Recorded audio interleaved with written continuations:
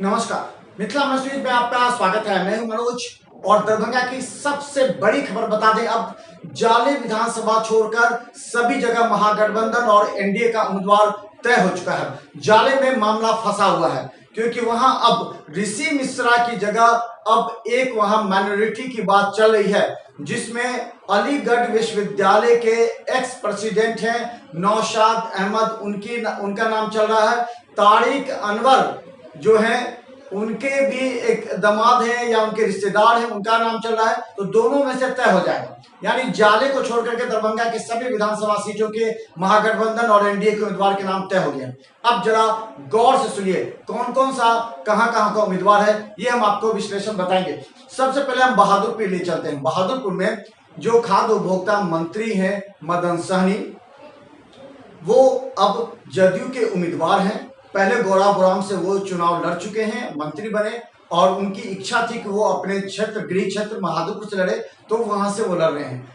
तो दूसरी तरफ राष्ट्रीय जनता दल में तुरंत शामिल हुए आर.के. चौधरी, वो भी बहादुरपुर विधानसभा के ही रहने वाले हैं, इंडस्ट्रियल एरिया दुनार में, और हायाघाट में उनका ज्यादा काम रहा है। तो हायाघाट, उन्होंने कहा कि हायाघाट की खुशबू बहादुरपुर में आएगी और बहादुरपुर में भी उनको लाभ मिलेगा। और भोला यादव पूरी तरह आर.के. चौधरी की मदद से करेंगे, और भोला यादव यहाँ से पहले विधायक भी रह चुके हैं। तो आर.के. चौधरी और मदन सहनी के बीच ये बहादुरपुर विधानसभा के हैं। अब हम आपको लिए चलते हैं हायाघाट। हायाघाट विधानसभा का समीकरण भी अच्छी तरीके से समझ लीजिए। हायाघाट में पहले बात चल रही थी कि मुरारी मोहन झा, फिर बैद्यनाथ चौधरी बैजू, लेकिन रामचंद्र शाह जो पहले से आगे चल रहे थे, एक सप्ताह से उनके नाम की जिक्र थी कि वहां कोई वैश्य उम्मीदवार हो, जिसके लिए कहा जाता है कि संजय सरावगी ने भी मदद की थी। तो रामचंद्र शाह वहां भारतीय जनता पार्टी के उम्मीदवार घोषित हो चुके हैं हायाघाट से। तो वहीं बहादुरपुर से राष्ट्रीय जनता दल के जो विधायक है भोला यादव, लालू प्रसाद यादव के नजदीकी, वो वहां से खड़ा हो रहे हैं हायाघाट से। तो यानी हायाघाट में भोला यादव राष्ट्रीय जनता दल और भारतीय जनता पार्टी के रामचंद्र शाह के बीच मुकाबला होना है, और वहां के मुकाबला दिलचस्प होगा। इसके बाद हम कोयटी विधानसभा क्षेत्र की बात करें। कोयटी विधानसभा में जो समीकरण था, वहां पहले रामनरेश यादव को टिकट मिलना तय था, लेकिन अब्दुल बारी सिद्दीकी जो राष्ट्रीय जनता दल के वरीय नेता हैं, उन्होंने अलीनगर में चुनाव लड़ने का मन त्याग दिया और वो सीधा आ गए कोयटी में। तो राष्ट्रीय जनता दल से कोयटी से लड़ेंगे आपको अब्दुल बारी सिद्दीकी। लेकिन हम बता दें, ये सीट पहले वीआईपी के कोटे में गई थी और वहां से हरी सनी सिंबल लेकर आ गए थे। पहले हरी सनी को प्रदेश के भाजपा नेताओं ने बुलाया कि आइए आपको सिंबल लेना है, वो सिंबल लेकर के आ भी गए बाजे गाजे के साथ, और बाद में फिर यह सीट पर जीत छिड़ गई। वीआईपी से तर्क होने लगा, और फिर भारतीय जनता पार्टी के नेताओं के आक्रोश को देखते हुए भारतीय जनता पार्टी के आला नेताओं ने फिर मुकेश सहनी से वार्ता की, और 3 सीट जो वीआईपी के कोटे में गई थी उसको 2 सीट में तब्दील किया गया, और कोयटी की विधानसभा सीट एक बार फिर भारतीय जनता पार्टी के खाते में आई। और वहां से उम्मीदवार के रूप में जब बात चल रही थी, तो फिर एक ब्राह्मण सवर्ण उम्मीदवार की बात चली, और ऐसे में हरी सनी से वो टिकट वापस बुला करके पटना ले लिया गया, और वीआईपी से उन्हें पुनः भारतीय जनता पार्टी में शामिल कराया गया। और उसके बाद फिर मुरारी मोहन झा को कोयटी से भारतीय जनता पार्टी की सीट पर उम्मीदवार बनाया गया। तो हम बना दिया भारतीय जनता पार्टी से मुरारी मोहन झा और राजद से अब्दुल बारी सिद्दीकी, दोनों के बीच कोयटी में दिलचस्प मुकाबला वहां भी होने वाला है। और अब हम आपको बता दें कि जो विधानसभा है जाले विधानसभा में सभी जानते हैं कि वहां जो जीवेश मिश्रा हैं, जो पहले विधायक रह चुके हैं भारतीय जनता पार्टी के, उनका पहले से ही नाम तय था।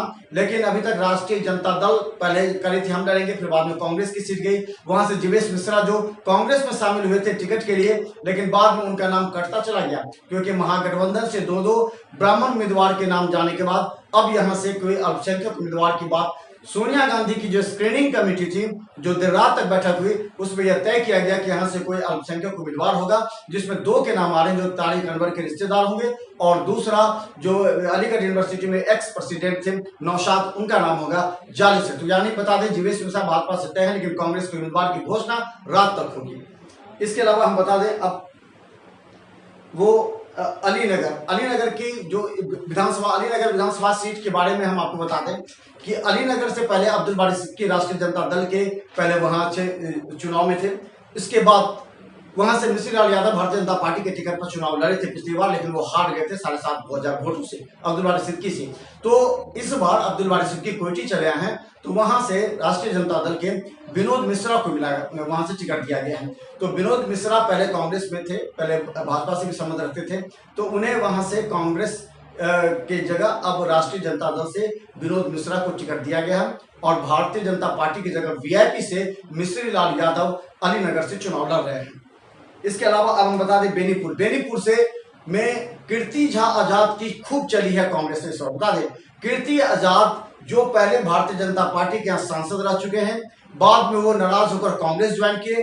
कांग्रेस में भी जब कुछ नहीं हुई तो उन्होंने पूरे तन्मयता के साथ मिल करके जो कांग्रेस के जो नेता हैं उनसे मिल करके उन्होंने कहा कि वो कांग्रेस आए हैं कांग्रेस को मजबूत करने के लिए। उसके बाद उन्हें बिहार के जो स्टैंडिंग कमेटी है, बिहार में जो चुनाव प्रबंधन समिति है, उनमें बनाया गया है। स्टार प्रचारक कीर्ति आजाद को बनाया गया। यही नहीं, कीर्ति आजाद के कहने के बाद बेनीपुर की एक सीट जो उनके पीए रहा करते थे मिथिलेश चौधरी, उनको सीट मिल गया है।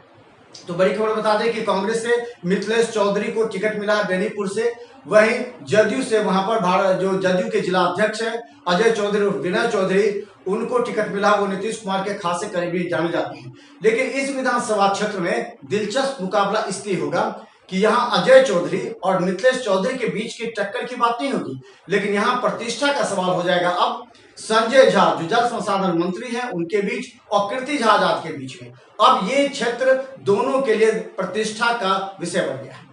तो हम बता दें बेनीपुर से जो जदयू के अजय चौधरी और कांग्रेस से मिथिलेश चौधरी अब बेनीपुर से चुनाव लड़ेंगे। इसके अलावा अब हम बता दें कुशेश्वर स्थान से कांग्रेस से जानते हैं कि अशोक राम की परंपरागत सीट रही है, वहां से कांग्रेस की वो लड़ते रहे हैं। तो कांग्रेस से डॉक्टर अशोक कुमार लड़ेंगे।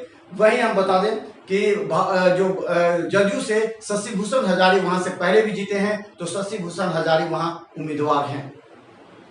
इसके अलावा गौड़ा बड़ाम की बात करें तो गौड़ा बड़ाम भी काफी दिलचस्प था। वहां पर गौड़ा बड़ाम में आक्रोशित हो गए थे। वहां पर भारतीय जनता पार्टी की जगह फिर वीआईपी को सीट गई। वीआईपी में कई नामें आई। उसके बाद अंत में यह तय हो गया कि जो एमएलसी जो थे सुनील सिंह, उनके पुत्रवधू स्वर्णा सिंह हैं, उनको वहां से टिकट वीआईपी ने दिया है। तो वीआईपी के टिकट पर स्वर्णा सिंह खड़ी होंगी। वहीं राष्ट्रीय जनता दल में कई नाम आए थे, शमशे आलम थे, रतन यादव थे, उसके बाद पप्पू सिंह का नाम आ रहा था जो अब्दुल बारी सिद्दीकी के खास थे और वो नाराज होकर के अब वो जात ज्वाइन कर लिए हैं। इजहार अहमद भी जो उनका नाम आ रहा था कि इजहार अहमद को टिकट मिलेगा। तो इस तरह कई बातें सामने आई, लेकिन उन सबों को टिकट नहीं मिला। अफजल अली को मिला है गौड़ाबुराम से। तो गौड़ाबुराम से अफजल अली और सवर्णा सिंह के बीच वहां मुकाबला होगा। वहां भी दिलचस्प होगा कि वहां कई विरोध होंगे। इसके अलावा हम बता दें कि अब ग्रामीण विधानसभा क्षेत्र की बात करें तो ग्रामीण विधानसभा में कोयटी के विधायक रह चुके डॉक्टर फराज फातमी अब ग्रामीण से, क्योंकि जदयू और भाजपा की सीट में बदलाव होने की वजह से जदयू की सीट ग्रामीण हुई, तो ग्रामीण से फराज फातमी लड़ेंगे। यही पहले से ही जीतते आ रहे ललित यादव से उनका मुकाबला होगा। तो राष्ट्रीय जनता दल के ललित यादव और जदयू से डॉक्टर फराज फातमी के बीच यहाँ ग्रामीण विधानसभा में मुकाबला हो। लेकिन इसमें एक दिलचस्प बात समझने की है, क्योंकि ये भी सीट प्रतिष्ठा का सीट है, क्योंकि हमेशा से ललित यादव और फराज अली असरफ फातमी के बीच 36 का आंकड़ा रहा है। दोनों एक दूसरे पर चुनाव में एक दूसरे पर आरोप लगाते रहे हैं कि उनके खिलाफ कार्य किए हैं। तो इस बार ललित यादव और अली असरफ फातमी की प्रतिष्ठा का प्रश्न है कि ये ग्रामीण विधानसभा देखना है यहाँ से कौन जीतते हैं। दोनों अपने अपने क्षेत्र से जीतते हुए प्रत्याशी हैं। फराज फातमी कोयटी से जीतते रहे हैं, तो वहीं से ललित यादव राष्ट्रीय जनता दल से ग्रामीण से जीते। दोनों के बीच दिलचस्प मुकाबला होगा। इसके अलावा बता दें अब शहरी विधानसभा क्षेत्र का सबसे बड़ा समीकरण यह है कि इस बार जो जदयू और भाजपा के कहे जाने वाले राष्ट्रीय जनता दल से अमरनाथ गामी को टिकट मिला। और ये टिकट किस लिए मिला, किस तरीके से मिला, ये बात सभी जानते हैं कि इस बार संजय सराबी को हराने के लिए जो मुहिम चलाई जा रही है, उसमें वो अमरनाथ गामी को सबसे अच्छे उम्मीदवार के रूप में राष्ट्रीय जनता दल, जिसमें अब्दुल बारी सिद्दीकी, भोला यादव की डील हुई थी, और इस तरह अब्दुल बारी सिद्दीकी, भोला यादव ने अप्रोच करके कहीं न कहीं अमरनाथ गामी को दरभंगा शहरी विधानसभा से उम्मीदवार बनाया है राष्ट्रीय जनता दल का।